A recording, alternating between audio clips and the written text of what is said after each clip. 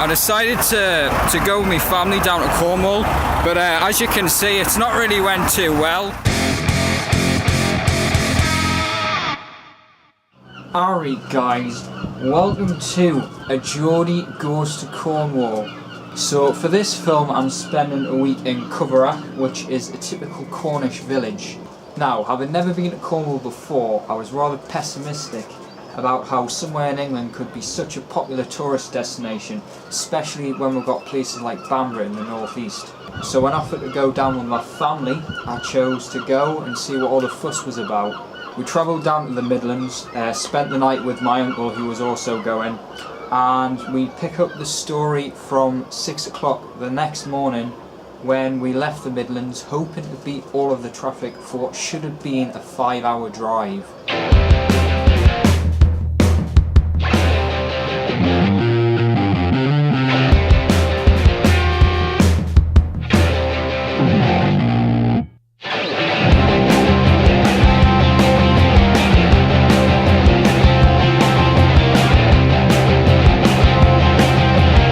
Now I want to call a referendum for who drives through this, because I don't particularly feel like you're the man for the job, because I reckon you're going to be a bit like Nigel Farage and get yourself a bit worked up. That'll be fine. No, I want you. I reckon you should, because I'm gonna get too angry. He's gonna get too angry, so I reckon you should drive through it.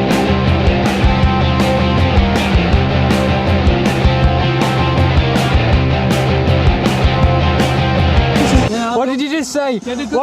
What did you just say? So before I had a referendum, right, and I voted Mum to drive, no one took any notice of my democratic decision. And now what have you just said? If me and Mum start complaining, you're gonna make us get out and walk. I tell you what, walking will be a lot fucking quicker than this. That's not nice to look at. The other side. Gary? Look at the fucking beard on him. I know. Bloody hell. Billy Gibbons there, man. Mate, your beard's class. I'll tell you what, Cornwall better be good after this. Because I'm telling you what now, right? You could have driven to an airport, right? Gone to the checkout, well, the check-in, yeah? Went through customs, got into the departure lounge and be sitting waiting for your plane by now. And you'd still get to your destination unless it was somewhere like friggin' Australia. You'd still get there faster than this.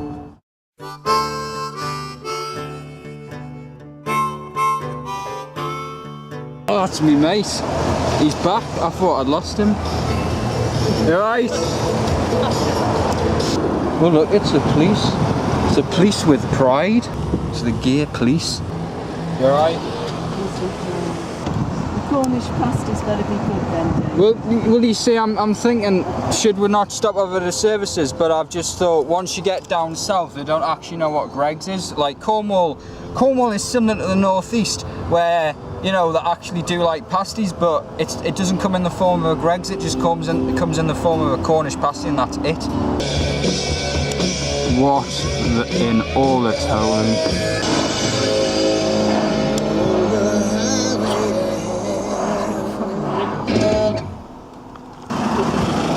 Oh yeah, it's absolute standstill.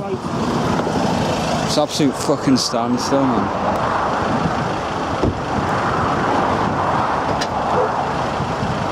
Oh, someone else is out. Huh? Someone else is out. Oh, there's woofers in the back of there. They're barking.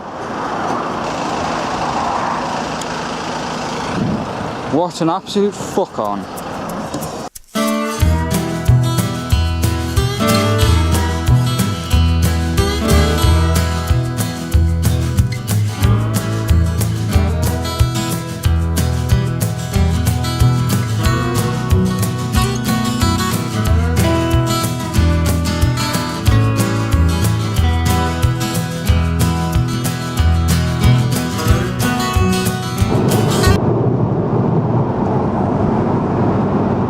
Sorry, right, but this to me just looks like the A69. I didn't understand like how everyone comes on holiday here. Like I didn't really get why. I don't know why people wouldn't just go to Northumberland. To be honest, it's a bit. There's nothing different about it so far, to be honest. honest. Look, when lights show children, they've got lights for friggin' cattle. And I'm not, look, they've got lights for cattle. What's that gonna do? People suddenly breaking from 70 to 0 there. That's not gonna work.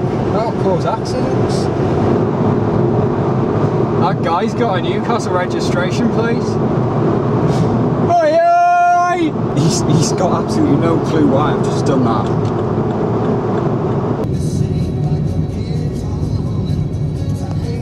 Oh my god, they've got that sign in Cornish. What's that? Mena an Canusanias. That is literally how someone in Scotland would say kiss onions. Kiss onions.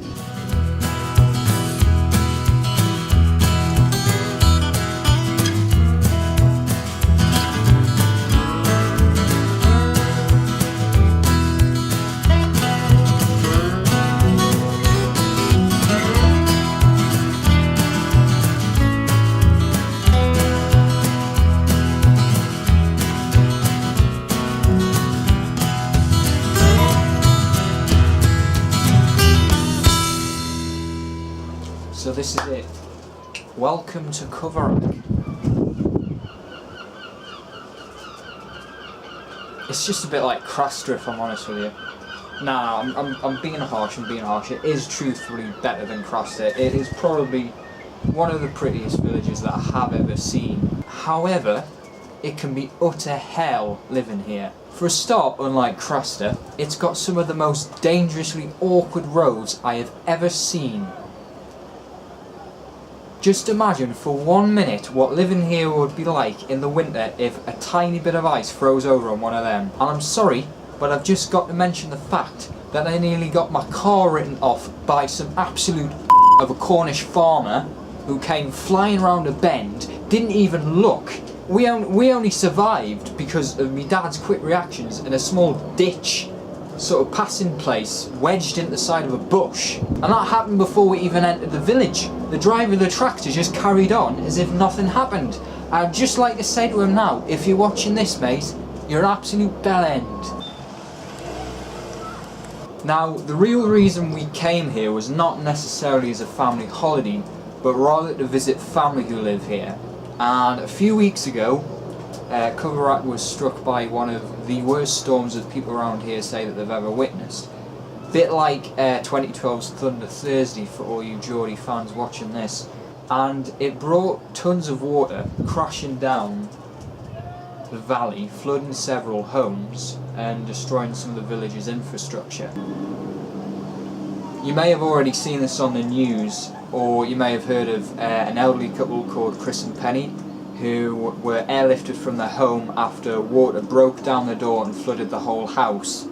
Now, they're actually the family that we're visiting. So, if you could just briefly tell my viewers I was working up until 2:30 just outside. Yeah. And as I was freeing up the clips to do the scaffolding, I heard these things dropping beside me, like ales. I looked down and there was ales the size of bigger than sugar lumps. And I thought, something ain't right here, you know. And then I thought, I went to get my wax jacket. And when I went to get my wax jacket, the sky opened and it dropped and I run into the bungalow. Yeah. And when I run into the bungalow, there was raindrops coming down like sizes of spoons. And within a few minutes there was like 4 inches of water on the path around your feet, out of the sky. And then I went in and shut the door. And we was in about an hour, wasn't it? Yeah, we were laughing at the hailstones on the conservatory roof, and then we picked them out, put them on the table, and then we went in the kitchen, and you were holding the door, weren't you? Well, the water started to come up from the both rivers, and then I locked the door, and then I put my knee against the bottom of the door, and then within an half an hour the water was going up past the second, right up 5 to 6 feet, and then it just busted in and the kitchen all, everything floated around, and the electric oven went in and shot out with the pressure of the water when it come through the door. And the Things like that. chairs were floating around in the kitchen, and it went behind the bookcase and knocked the radio cassette player off the top. Yeah. It looked like the Titanic sinking, and then we panicked, and I grabbed my handbag and the boxes of pills and went upstairs. Pushed her upstairs. And then by that time there was like 5 foot, 6 foot of water in the kitchen. And I said, I'll get the keys, I'll give you all the keys. Yeah, through the banister. And then I went back for the bottle of whiskey floating in the old kitchen and the glass in the water and pushed it up to Penny. And then I dried the glass out upstairs and I had a glass of whiskey. We went upstairs and we stayed upstairs. And then until you were airlifted. Stayed up until we was lifted out. Yeah. And what is it like just living in Cornwall just in general? Lovely.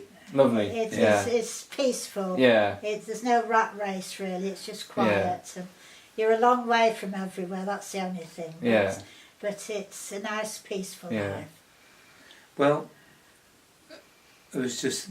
You've lived here all your life, haven't you? Yeah. Born here. Born just a village, but on Blackhead, and yeah, I never seen no rain like we had that in those 2 hours in my whole life. Nobody's seen anything like that. And people who've lived here for 80 years have never seen it like that. Yeah. And then when she was lifted out of the window, she dropped her shoe. I caught that. Yeah. Yeah. And brought it to me. Yeah. I was dumped in the field, sat down, because I was soaking wet up to here anyway, and then the fireman carried me out to a rock and sat me on a rock, and you came along, you walked along, and then the paramedics tested our pulse to make sure we were still alright, and said it was a bit fast after all that, and then we went and had a cup of tea with some neighbours and went to stay with some You've never seen nothing like that. I am in all my life. Never seen anything like that. No, nobody has. The home and garden were completely ruined due to a brook which runs either side of the house, and the clean-up process is going to take months, but luckily they are covered with insurance and they've got specialists working at the house now, and they should hopefully get it all back to where they had it. Many other people in the village have been affected, and if you do want to donate money, I'm going to put a link in the description to a site which donate money if you want to help the restoration process of the village. Alright guys, I've realised that I haven't done an accommodation tour yet, so I'm just going to give you a really quick accommodation tour. So you got my room in here, which is basically at the top of the building, and you can see, it's basically the loft. And then you've got a bathroom there. And then down here you've got kitchen and a living area.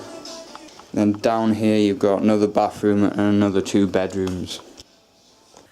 Alright guys, so I've just recently found out, I knew there wouldn't be a lot of Gregs in Cornwall, but I've just recently found out that there isn't a single one in Cornwall. Now, I think that's a little bit stubborn and immature, if I'm honest with you, because the people of Cornwall, yeah, I know, they're very fond of their Cornish pasty and they're very proud of it, and they don't want anyone taking up a rivalry with that, but they're missing out on custard cream donuts, they're missing out on margarita slices, they're missing out on all the other shit that Gregs do, and I think that's wrong. So what I've done is I've went down to the local homemade pasty shop in Cornwall, and I've got one of Elizabeth's homemade Cornish pasties. I'm gonna compare this to Greg's. I'm gonna do a bit of a review. I'm gonna see how it compares to Greg's. Now I don't know whether I've actually had a Cornish pasty from Greg's before. I'll have to look up whether they even do them. I do like Cornish pasties, but I'm just gonna compare it to what a normal Greg's pasty is like, to maybe understand why Cornwall don't like Greg's. So yeah.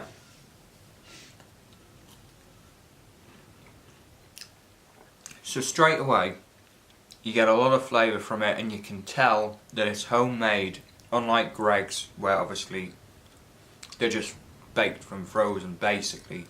However, I don't think, from looking at this, tasting it, and just the whole idea of Cornish pasties, and having one when you come to Cornwall, I don't think Greg's is going to threaten that. I don't think if you had a few Greg's in Cornwall, I don't think they're going to threaten the Cornish pasty and its homemade traditions. Because I think if you were going to come here, you would rather get a homemade Cornish pasty than go to Greg's and get one. Personally. So really, the only people that are missing out is the people of Cornwall. And I just want to say, I feel sorry for you for not having any Greg's. I really do. So what's Cornwall like for stuff to do? Well, in my opinion, it hasn't got as many massive attractions as the North East, like Beamish, Bamburgh Castle and Holy Island. However, it has got a lot of smaller attractions, history and natural beauty. The coastline is really quite spectacular, and there's a lot of good caves as well.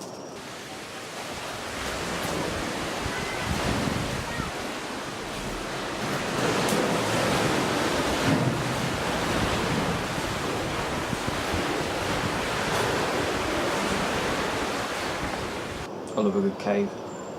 We did have a quick look at St Michael's Mount as well, but to be honest with you, that's just a bit like a smaller version of Holy Island. And of course there is loads and loads of other activities, like a lot of water sports going on behind us, like you've got kayaking, windsurfing and surfing as well. Surfing's very big. Anyway, here's some other clips and shots of some of the other stuff I've been doing.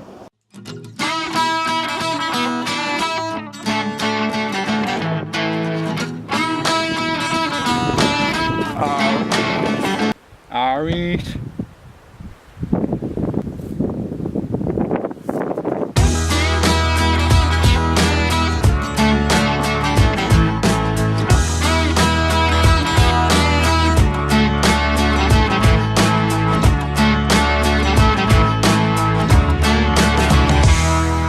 Fucking hell, mate. You looking good, Gary.